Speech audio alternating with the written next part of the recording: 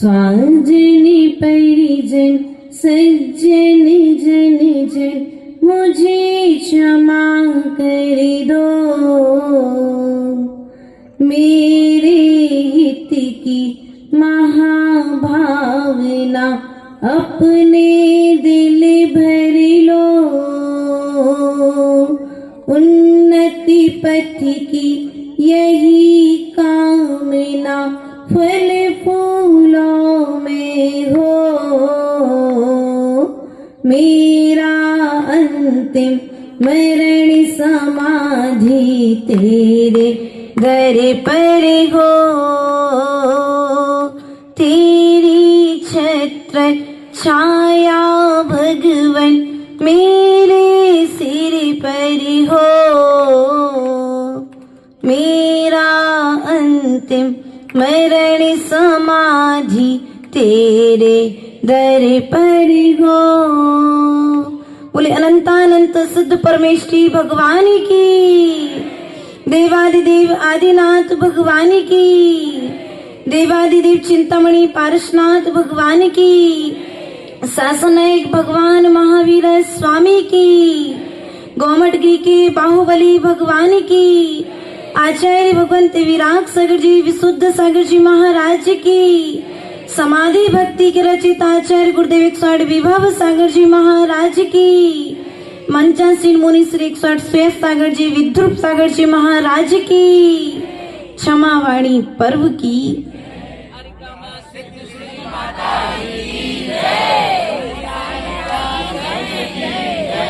प्रिय बंधु,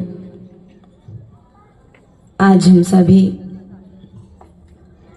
इस गोमटगिरी के आंगन में भगवान बाहुबली के चरणों में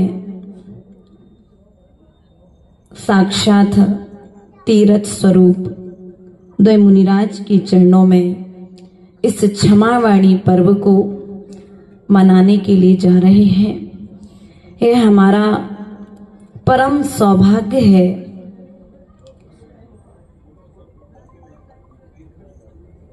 क्षमावाणी पर्व पूरे इंदौर नगर में सबने क्षमावाणी मनाई और सभी क्षमावाणी आज भी मना रहे हैं।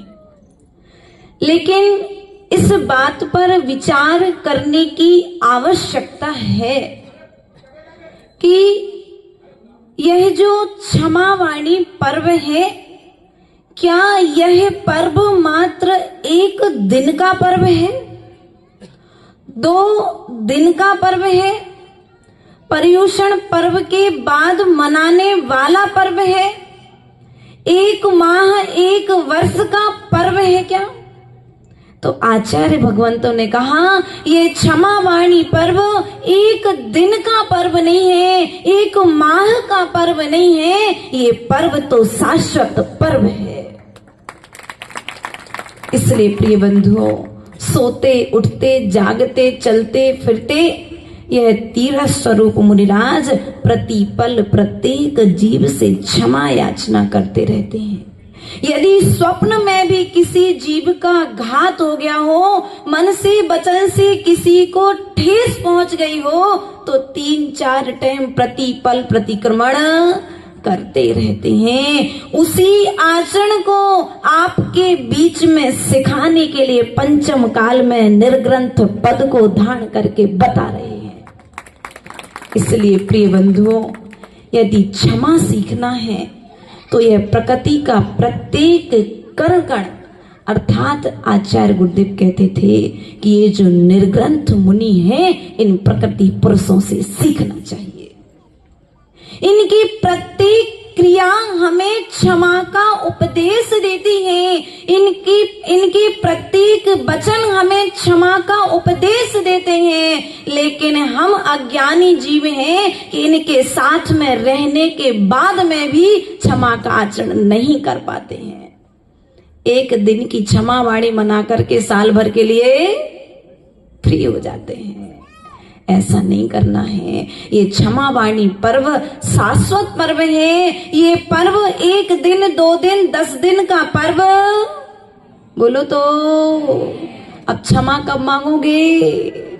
पर्युषण पर्व के बाद मांगोगे? नहीं भैया, जब तुम्हारा झगड़ा हो जाए, जब किसी से बहस हो जाए, जब किसी से बैर बंधने लगे, तो ध्यान रखना वह गिठान मजबूत हो, उसके पहले जाकर के क्षमा मांग लेना, वह गिठान खुल जाएगी। यदि थोड़े से तुम खिंचे और थोड़ा सा दूसरा खिंचा तो गिठान मजबूत हो जाएगी और खोलना फिर बड़ा, और जब मुश्किल हो जाएगा तो गांठ को फिर। इसलिए कैंची का सहारा ना लेना पड़े, उसके पहले अपने मन की गिठानों को बोलो तो। सब मौन लेकर के आए क्या? मौन तो नहीं है। पर्युषण के 32 उपास करने के बाद थक गए हो सकता है आप लोग। ऐसा हमको बताया था ट्रस्टी जब निवेदन करने पहुंचे थे, बोले उपास वालों की सम्मान है। तो हमने कहा बेचारे थके हारे होंगे, वो बोल भी नहीं पाएंगे आज। ऐसा तो नहीं है ना।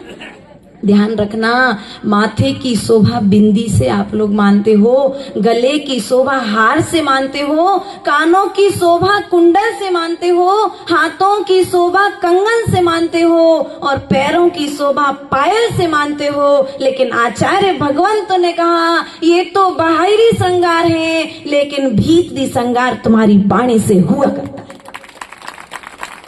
इसलिए तुम बाहरी श्रृंगार से तुम कितने श्रृंगारित हो यह व्यक्ति नहीं देखता है। तुम्हारी वाणी कितनी सधी हुई है, तुम्हारी वाणी कितनी क्षमा लिए हुए है, इस बात से व्यक्ति तुमसे जुड़ जाता है। इसलिए यदि तुम्हें व्यक्ति को अपने से जोड़ना है तो पहले अपनी वाणी में क्षमा को धारण करो। प्रिय बंधु, आज क्षमा वाणी का पर्व है। वह नदी हमें क्षमा का पाठ सिखाती है, वह पर्वत हमें क्षमा का पाठ सिखाते हैं, यह पेड़ पौधे हमें क्षमा का पाठ सिखाते हैं। लेकिन हम मनुष्य हैं कि इनके बीच में रहते हुए भी क्षमा का पाठ नहीं सीख पाते हैं। मैंने नदी से पूछा कि तुम आज इतनी विशाल कैसे? तो नदी ने कहा मैं विशाल नहीं थी, मेरी छोटी छोटी नहरें आकर के जब मुझ में झुक गई, मुझ में मिल गई, तो मैं नदी बन गई। अभी भी मैं नदी में संतुष्ट नहीं हूँ, मैं समुद्र बनना चाहती हूँ। तो मैं नदी जाकर के समुद्र में, और जब नदी जाकर के समुद्र में मिलती है तो महासागर के रूप में परिवर्तित। इसलिए झुकना तुम्हारे लिए बड़ा बनाता है, अर्थात झुकना बड़ों की पहचान है। क्या है? बड़े तो सब बनना चाहते, लेकिन झुकना कोई भी नहीं चाहता है। इसलिए प्रिय बंधुओं, झुकना सीखो। जितना तुम झुकोगे उतने तुम उठते चले जाओगे। तुम शरीर से झुकोगे लेकिन गुणों से। इसलिए हमें गुणों से भारी बनना है, हमें अवगुणों से भारी नहीं बनना है। अनादि काल से हमने कितनी कसाई की, किन किन जीवों से हमने घात किया है, उन जीवों से जाकर के क्षमा मांगो। मित्रों से तो क्षमा मांग लेते हैं, जिनसे हमारी दोस्ती है उनसे हम क्षमा मांग लेते हैं, लेकिन जिनसे साल भर पहले बैर भाव हुआ था, क्या एक बार उनके पास जाकर के क्षमा मांगी? बोलो तो। मौन हो गया क्या? नहीं हुआ ना। ये भजन गाते ना आप लोग, हमने सुना है। कुछ माताएं आई थी वही व्रती करने, और वो चंद लाइनें गा रही थी। सुनता मेरी कौन है, या फिर एक और गा लेते आप लोग। कौन सुनेगा किसी को सुनाए, इसीलिए चुप रहते हैं। हमसे अपने रूठ न जाए, इसीलिए चुप रहते हैं। ये भजन गाने की जरूरत नहीं पड़ेगी यदि तुम क्षमा मांग लोगे तो। लेकिन तुमने क्षमा तो अब अकेले बैठ करके भजन गाते रहो, कोई सुनने वाला है क्या? इसलिए प्रिय बंधुओं, अगर तुम्हें सीखना है तो सुई से सीखो। यदि तुम्हें सीखना है तो तुम सुई बन जाओ, कि सुई जैसे दो कपड़ों को जोड़ देती है, उसी प्रकार से तुम्हारे मुख से जब भी शब्द निकले तो दो दिल जुड़ जाएं। लेकिन हमारे मुख से जब शब्द निकलते हैं तो दिल के साथ साथ व्यक्ति के अरमान भी। इसलिए ऐसा कोई शब्द अपने मुख से मत निकालो। तुम्हारे माथे पर बिंदी नहीं होगी, कोई नहीं देखेगा। तुम्हारे माथे, तुम्हारे गले में हार नहीं होगा, कोई फर्क नहीं पड़ेगा। तो लोग फिर भी तुम्हारे पास आएंगे यदि तुम्हारी वाणी में, बोलो तो, वाणी में यदि क्षमा है, वाणी में यदि प्रेम है, वाणी में यदि करुणा है, वाणी में यदि संवेदनशीलता है, तो लोग तुम्हारे पास ऑटोमेटिकली। हम लोगों को बुलाना चाहते हैं, लोगों को जोड़ना चाहते हैं, लेकिन वाणी में परिवर्तन, अब वाणी में जब परिवर्तन नहीं होगा तो लोग तुमसे अपने आप, बोलो तो, अब आप लोग चाहते हो कि हमारी भी प्रभावना हो, हमारा भी नाम हो, लोग हमसे भी जुड़े, तो सबसे पहले एक शब्द सीख लो कि तुमसे, तुम्हारे संसार में कोई भी बैरी ना बचे। प्रत्येक जीव से जाकर के क्षमा। हम लोग जब भी प्रतिक्रमण करने बैठते हैं तो एक इंद्री से, दो इंद्री से, तीन इंद्री से, चार इंद्री से, पंच इंद्री से, अर्थात सबसे क्षमा मांग लेते हैं, लेकिन उनसे क्षमा नहीं मांग पाते हैं जिनसे हमने झगड़ा। हमने तो गलती, बोलो तो, हमने तो गलती, तो हम क्यों मांगे क्षमा? बताओ, जब तुम्हें अपनी गलती का एहसास ही नहीं है तो तुम क्षमा मांगोगे नहीं, और जब तुम क्षमा मांगोगे नहीं तो शत्रु अपने आप बन जाएंगे। इसलिए जो वाणी तुम्हारे लिए मिली है, ये वाणी तुम्हारे लिए वीणा का कार्य करने के लिए मिली है। ये तुम्हारी वाणी बम का कार्य ना कर दे। ध्यान रखना, ये तुम्हारे वचन वीणा की तरह झनकृत हो तो लोग तुम्हारे शब्दों को सुनने के लिए बैठ जाएं, लेकिन किन्हीं किन्हीं श्रावकों की, किन्हीं किन्हीं लोगों की ज्ञान की कमी के कारण वह वचन बम्ब का काम करते हैं, बाम का कार्य। आज बाम सबसे ज्यादा बिक रही, क्यों? लोगों को थोड़ी सी तकलीफ हो तो मेडिकल पे आधी रात को बाम लेने। और यदि तुम्हारे पास में क्षमा है, तुम्हारे वचनों में यदि वाणी में क्षमा है, प्रेम है, तो लोग रात को बाम लेने नहीं जाएंगे, वे तुम्हारे पास सलाह लेने आ जाएंगे। इसलिए अपनी वाणी में चमत्कार पैदा करो, तुम्हारी वाणी दवा का काम कर जाए, ऐसे शब्दों को अपने मुख से निकालना प्रारंभ करिए। प्रिय बंधुओं, ये वाणी ही तो है जो बैर बंधा भी देती है और बैर छुड़ा भी देती है। द्रौपदी के एक शब्द ने महाभारत करा दी, याद है ना? सब लोगों से सुना है। आप लोग तो बड़े बड़े प्रवचनकारों से प्रवचन सुनते हो, हमको तो कुछ भी नहीं आता, लेकिन फिर भी हम आपसे इतना कहेंगे कि जो कार्य द्रौपदी ने कहा था, किया था, वो कार्य तुम लोग मत करो, तो इस संसार में रहते हुए भी कोई भी तुम्हारा शत्रु नहीं होगा। आज घर में शत्रु है, पड़ोस में शत्रु है, गली में शत्रु है, लेकिन कारण हमने ये तो कहा हमें कोई नहीं चाहता, हमसे सब दूर भागते हैं, लेकिन दूर भागने का कारण क्या है? ध्यान रखना, नमक के पास में कभी भी चींटियां नहीं जाती। क्यों माताओं, अनुभूत हो ना? घर में नमक है कि नहीं है? शक्कर का डिब्बा, शक्कर का डिब्बा और नमक है कि नहीं है? तो नमक के पास चींटियां मिलती हैं कि शक्कर के पास चींटियां मिलती है? बोलो तो, कहां पर मिलती चींटियां? शक्कर के पास में मिलती हैं। उसी प्रकार से गुणवान व्यक्ति के पास में सब लोग पहुंच जाते हैं, और जो क्रोधी होता है, जो मानी होता है, जो मायावी होता है, उनके पास से सब लोग दूर भाग जाते हैं। इसलिए प्रिय बंधुओं, सदा तुम अपनी वाणी में क्षमा वाणी को मात्र एक दिन का पर्व मत मनाना। ये क्षमा वाणी जो पर्व है, ये एक देश का पर्व नहीं है, एक राष्ट्र का पर्व नहीं है, एक नगर का पर्व नहीं है, यह एक गली का पर्व नहीं है, ये पर्व तो विश्व पर्व बन गया है। इसलिए इस विश्व पर्व के दिवस अर्थात क्षमा वाणी पर्व के लिए आप सोचते हो मात्र आप जैन मना रहे हो। आज गली गली में रहने वाला जैनेतर भाई बंधु भी जब अपने पर्युषण पर्व के बाद निकलते हैं तो बोलते माता उत्तम क्षमा। हमने कहा भैया कौन? बोले हम जैनेतर हैं, लेकिन आज आपके यहाँ क्षमा वाणी पर्व है, अर्थात वह भी उस पर्व को मनाता है, इस पर्व की मीनिंग को समझने लगा है। हम इस पर्व के अर्थ को तो समझते हैं, लेकिन आचरण की ओर हमारा ध्यान, बोलो तो भैया कहाँ पर? क्षमा का ध्यान कहाँ पर रखना है? माता वो दूध उबाला, बोलो तो उबाल के आए थे सुबह, आया कि नहीं आया? आज आया, शाम को भी आएगा, उबालना पड़ेगा। ध्यान रखना, दूध जब उबलता है ना तो उबलने के बाद, गिरने के बाद क्या हो जाता है? वो जल जाता है।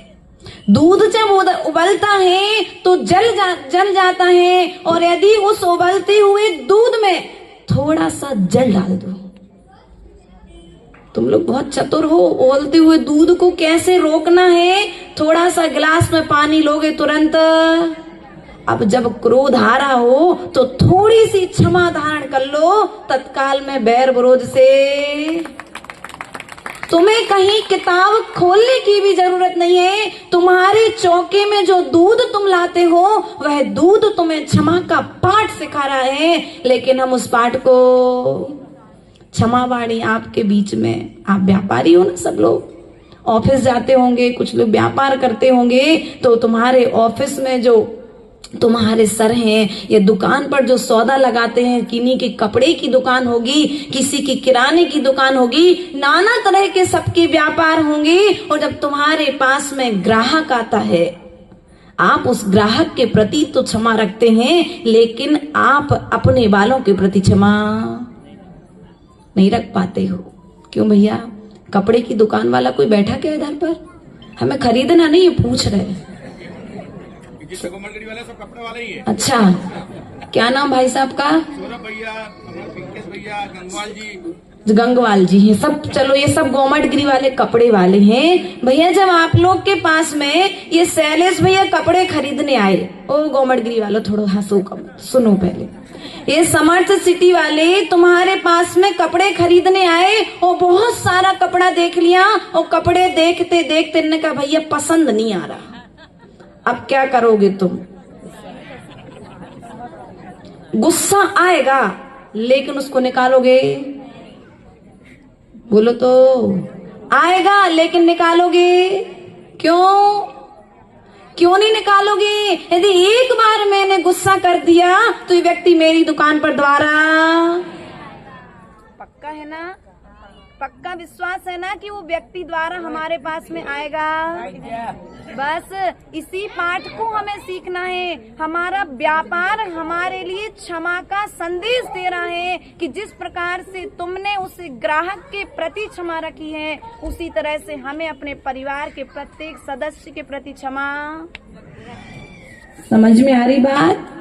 व्यापार में हमने ग्राहक के प्रति क्षमा रखी है, उसी तरह से वह क्षमा, जब तुम मंदिर में आते हो तो क्षमा को भूल जाते हो क्या भैया? व्यापार में जब बैठते हो, ग्राहक आता है, सब तरह की वैरायटी देखता है, और अंत में आकर कहता भैया अब हमें नहीं खरीदना, पसंद नहीं आया। आप शांति से पूरा माल उठाते हो, समेट करके वापस। कहाँ गया गुस्सा? क्योंकि भीतर में स्वार्थ। अब तुम्हें जब वहां पर पैसे की कद्र है, इसलिए क्रोध दब गया है। बस उसी तरह से तुम अपनों की कद्र करोगे तो कभी अपनों पर गुस्सा।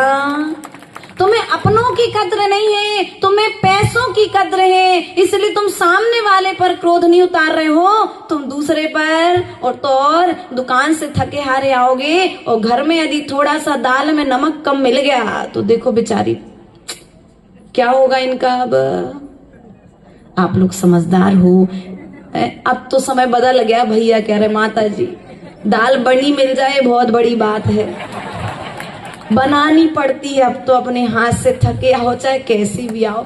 ठीक है, वो समय चला गया। हम तो दादी जी की बात कह रहे थे, उनके समय की बात कह रहे थे कि ये दादी जी जब थी ना तो इनके समय में ऐसा होता था। इसलिए प्रिय बंधुओं, क्षमा को कहीं बाहर में लेने नहीं जाना है। इस क्षमा को हमें अपनों के बीच में ही सीखना है, अपनों को ही क्षमा करना है। हमें दूर देश के लोगों से क्षमा मांगने नहीं जाना है, जो हमारे घर में है, जो हमारे परिवार में है, जो हमारे पड़ोस में है, जो हमारी समाज में है, जो हमारे अपने हैं। पहले हमें अपनों से क्षमा मांगनी है, फिर जाकर के हम परायों से क्षमा मांगेंगे। तब कहीं जाकर के क्षमा वाणी पर्व मनाना हमारा सार्थक होगा।